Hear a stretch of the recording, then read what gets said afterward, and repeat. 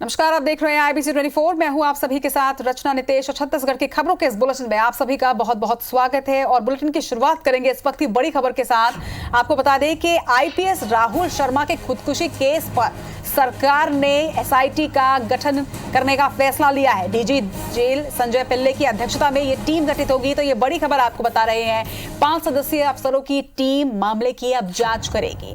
SIT team में Bilaspur IG Deepanshu Kabra शामिल होंगे।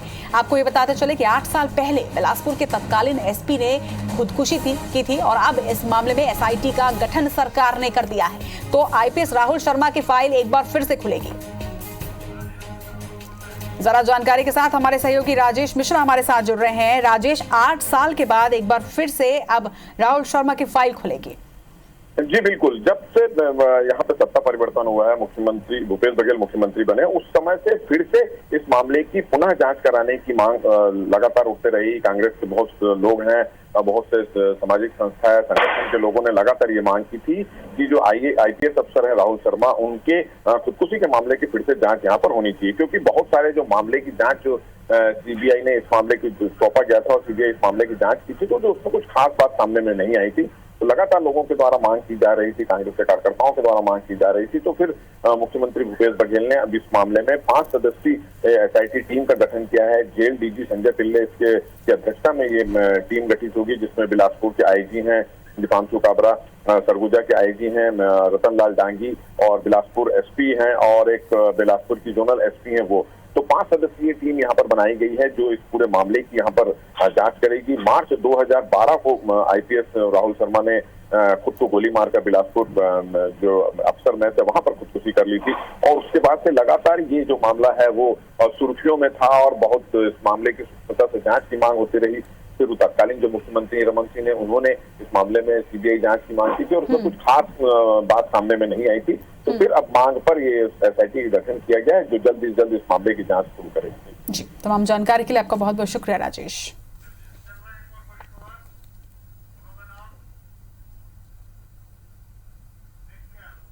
बढ़ेंगे आगे, रुक करेंगे एक और बड़ी खबर का। रायपुर से लोहा कारोबारी मिथिलेश तिवारी गिरफ्तार हुआ है। CG ST और सेंट्रल एक्साइज ने उन्हें गिरफ्तार किया है। बता दें कि फर्जी कंपनी खोलकर लाभ उठाने का इस पर आरोप है। फर्जी चालान के आधार पर गलत लाभ उठाने का यह आरोप लगा है। 21 करोड़ 31 लाख रुपए का गलत लाभ उठाने का आरोप लगा है। तो लोहा कारोबारी मिथिलेश तिवारी को गिरफ्तार किया गया है। ज्यादा जानकारी के साथ हमारे सहयोगी तहसीन हमारे साथ जुड़ रहे हैं। तहसीन, CG ST और सेंट्रल एक्साइज ने लोहा कारोबारी को गिरफ्तार किया है, क्या कुछ अपडेट? रचना, देखिए जिस तरीके से सेंट्रल GST जो है और सेंट्रल एक्साइज ने एक बड़ी कार्रवाई करते हुए जो मिथिलेश तिवारी हैं जो HK एंटरप्राइजेस और के नाम से और उसके अलावा इन्होंने कई फर्मों के नाम से जो एक फर्जी चालान के आधार पर 21 करोड़ 31 लाख रुपए के इनपुट टैक्स क्रेडिट का गलत लाभ उठाने का आरोप इनके जांच में आया था। उसके बाद इनको गिरफ्तार किया गया है।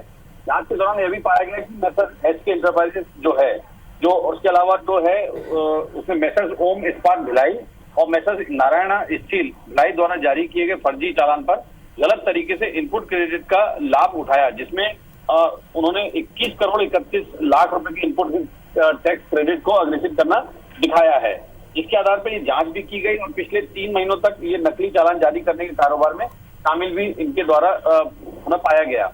जिसके आधार पर जो सेंट्रल एक्साइज है इसने आरोपी जो है लोहा कारोबारी मिथिलेश तिवारी इनको गिरफ्तार किया है। उनसे पूछताछ की जा रही है और जिस तरीके से सेंट्रल GST के अधिकारियों से जो हमारी बात हुई, उन्होंने इस बात को बताया कि अभी इनसे पूछताछ की जा रही है और कई बड़े खुलासे, क्योंकि अभी जांच जारी है, इसमें कई और बड़े खुलासे इसमें हो सकते हैं। जी चलिए, तमाम जानकारी के लिए आपका बहुत बहुत शुक्रिया तहसीन। चलिए बढ़ेंगे आगे। बारदाने के मुद्दे को लेकर मुख्यमंत्री भूपेश बघेल ने केंद्र की मोदी सरकार और छत्तीसगढ़ भाजपा नेताओं पर हमला बोला है। एयरपोर्ट में मीडिया से चर्चा करते हुए CM बघेल ने कहा कि सभी राज्यों को बारदाना उपलब्ध कराना केंद्र सरकार का काम है। हमें केंद्र की ओर से अब तक पर्याप्त बारदाना नहीं मिला है। वहीं CM बघेल ने भाजपा नेताओं द्वारा उन्हें बारदाना गिफ्ट करने वाले मुद्दे पर कहा कि इस पर कृषि मंत्री रविंद्र चौबे जवाब दे चुके हैं। CM ने यह भी कहा कि प्रदेश में 4.25 लाख गठान बारदाने की जरूरत है। ऐसी स्थिति में भाजपा नेताओं को राजनीति नहीं करनी चाहिए, बल्कि राज्य की बेहतरी के लिए अपने नेताओं से बात करनी चाहिए। वहीं फर्जी जाति प्रमाण पत्र के आधार पर सरकारी नौकरी करने वालों के ऊपर सख्त कार्रवाई की बात भी उन्होंने कही।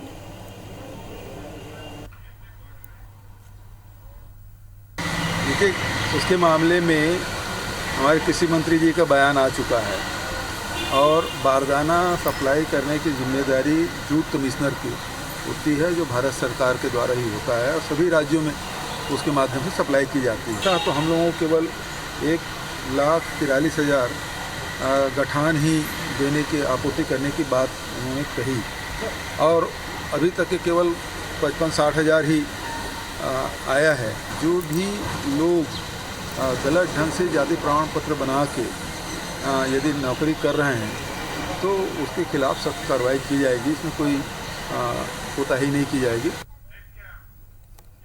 छत्तीसगढ़ सरकार मंडियों में मनोनयन की तैयारी में है। सरकार मंडी समितियों का मनोनयन कर फिर अध्यक्ष और उपाध्यक्ष नियुक्त करेगी। प्रदेश की 73 मंडियों में इसके लिए योग्य व्यक्ति की सूची भी तैयार की जा रही है।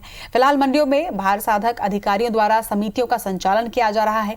बीते 10 साल से मंडियों में चुनाव नहीं कराए जाने पर मंडी बोर्ड के अधिकारियों ने बताया कि नियमों में चुनाव की अनिवार्यता का कोई प्रावधान नहीं है। वहीं कांग्रेस सरकार इसमें परिवर्तन करने जा रही है। रायपुर मंडी के पूर्व अध्यक्ष और धरसीवा के पूर्व भाजपा विधायक देवजी पटेल का कहना है कि मंडी में अध्यक्ष और उपाध्यक्ष की नियुक्ति के बजाय चुनाव होने चाहिए, इससे योग्य व्यक्ति चुनकर आएगा। तो वहीं कांग्रेस का कहना है कि मंडी समितियों के संचालन के लिए योग्य व्यक्तियों की सूची तैयार कर ली गई है, जिसकी घोषणा जल्द ही कर ली जाएगी।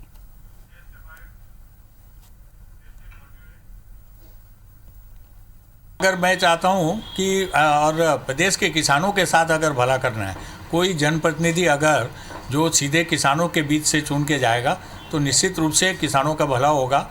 ये सर्वविदित बात है कि भूपेश बघेल जी की सरकार किसानों के लिए पूरी तरह से कार्यरत है और पूरी तरह से समर्पित है।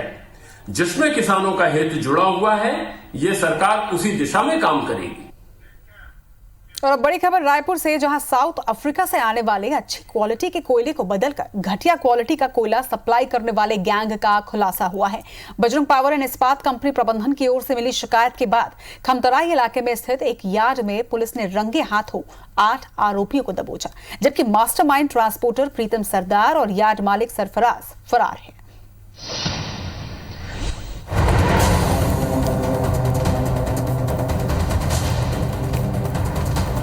काले कारोबार का भंडाफोड़, कोयले की क्वालिटी से खेल, गिरफ्त में शातिर गिरोह।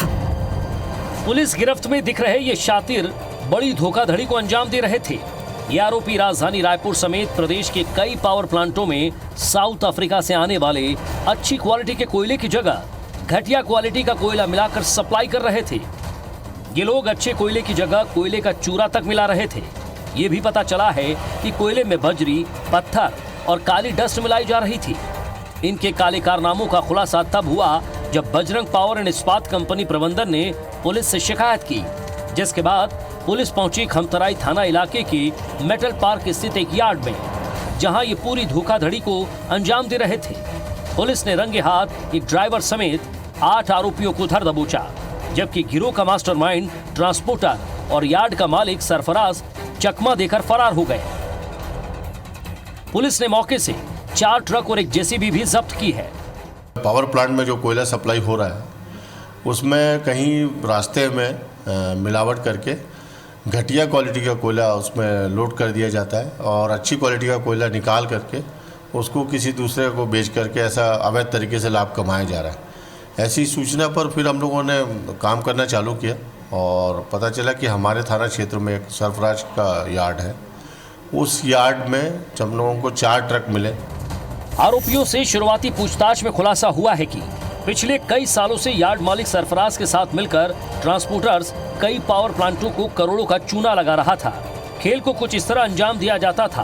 अच्छे कोयले को ट्रक से आधा उतारकर जेसीबी की मदद से ट्रक की निचली सतह पर घटिया क्वालिटी का कोयले का चूरा बिछाया जाता था। इस घटिया कोयले में बजरी, पत्थर और काली डस्ट तक मिली होती थी।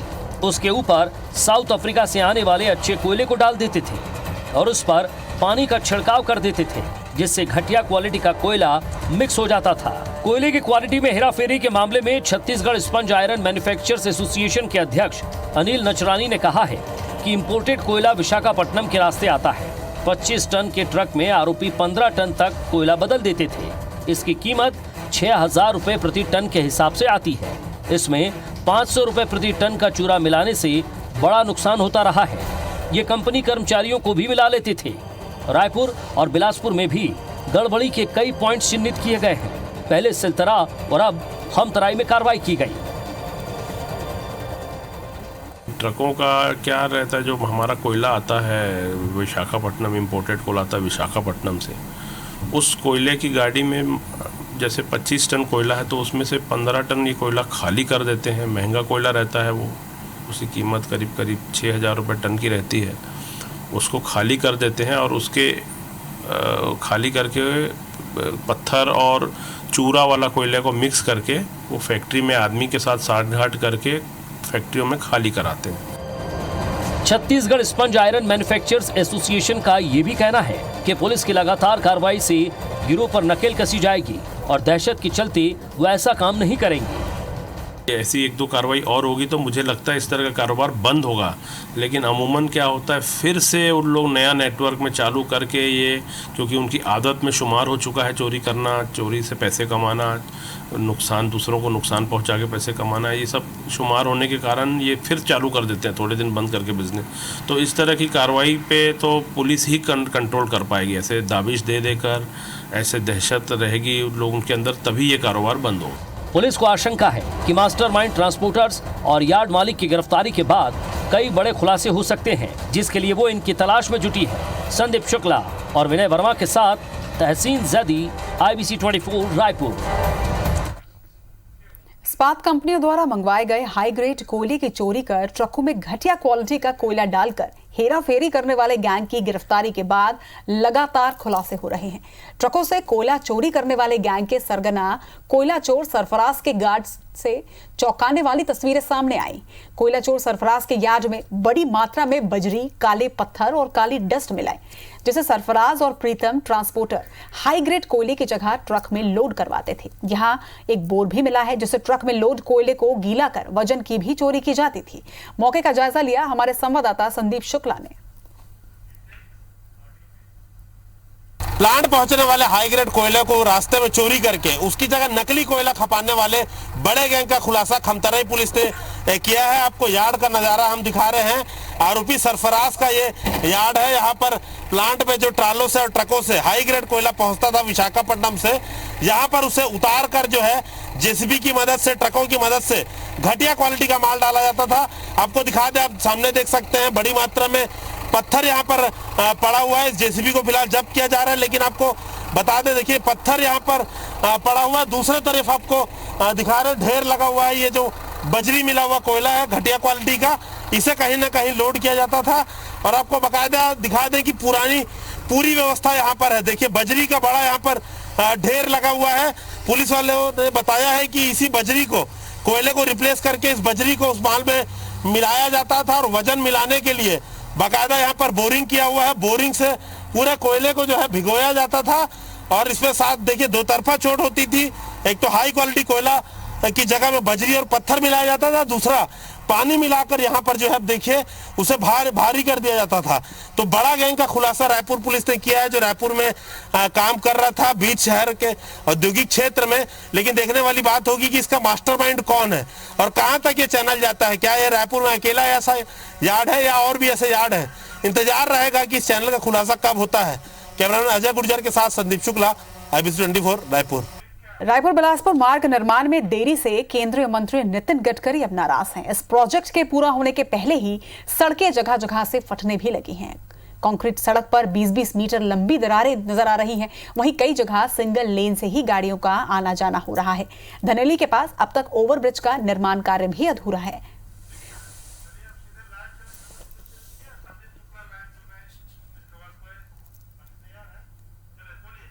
चलिए इस खबर पर ज्यादा जानकारी के साथ हमारे सहयोगी संदीप शुक्ला इस वक्त हमारे साथ जुड़ रहे हैं। संदीप, एक लंबे अरसे से ये निर्माण कार्य चल रहा है रायपुर बिलासपुर हाईवे का, जनता परेशान हुई, नाराज हुई। जनता की नाराजगी से तो कोई असर नहीं पड़ा, अब केंद्रीय मंत्री की नाराजगी से शायद कोई असर पड़ेगा।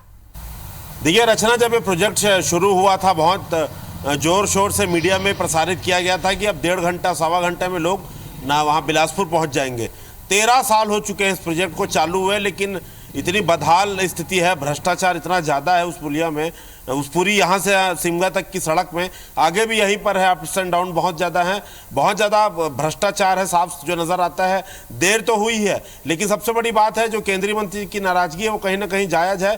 देर के साथ इसमें बहुत ज़्यादा भ्रष्टाचार है। अब जब रायपुर से निकलेंगे, भनपुरी पार करेंगे तो धनेली के पास से ही पोल खुलनी शुरू हो जाती है, सिलतरा तक जाते तक वो चरम पे होती है। सिलतरा में आप जाएंगे, बड़े बड़े प्लांट्स के सामने आप देखेंगे कि बड़ी बड़ी 20-20 मीटर तक की दरारें आ गई हैं, जिसपे वो दरारें इतनी गहरी और चौड़ी है कि आदमी का पूरा उसमें हाथ जो है वो अंदर चले जाएगा। धनेली का ओवरब्रिज आज तक बन नहीं पाया है, हजारों लोगों को उससे परेशानी हो रही है, कोई स्थिति में सुधार नहीं हो रहा है। आगे आप बिलासपुर की तरफ बढ़ेंगे, तरपोंगी जो है, तरपोंगी में टोल नाका बन रहा है, उसके पहले एक नाले, बड़े नाले या नदी है जो उसके ऊपर जो ओवरब्रिज बना हुआ है, वहां तो इतनी बुरी स्थिति है कि जो पुलिया ओवरब्रिज का जो स्लैब है उस पर जो है स्लैब की जो परतें हैं वो उखड़ने लग गई हैं। रिटेनिंग वॉल को स्लैब ने छोड़ दिया है, 2 से 3 इंच का गैप आ गया है, और पूरा जो एरिया है, आप पूरा जब कार या बाइक से आदमी ट्रैवल करेगा तो खुली नजरों से देख सकता है, लगभग 8 से 10 इंच चौड़े गड्ढे वहां पर। भ्रष्टाचार भी ऐसा है संदीप जो खुली आंखों से लोगों को नजर आ रहा है, जनता को नजर आ रहा है, और अब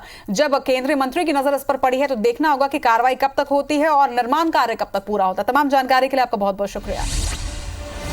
छत्तीसगढ़ में दिवाली की सांस्कृतिक परंपरा के अनुरूप मुख्यमंत्री भूपेश बघेल ने अपने निवास पर धान का झालर बांधने की रस्म पूरी की।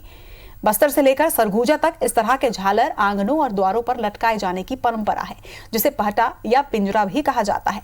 वहीं दीपावली के दौरान खेतों में जब नई फसल पककर तैयार हो जाती है तब ग्रामीण धान की नर्म बालियों से इस तरह की कलात्मक झालर तैयार करते हैं। इनसे घरों की सजावट की जाती है। सुख समृद्धि के लिए मां लक्ष्मी को धन्यवाद ज्ञापित कर उन्हें पूजन के लिए आमंत्रित किया जाता है। इसी के साथ इस बुलेटिन में फिलहाल इतना ही। नमस्कार।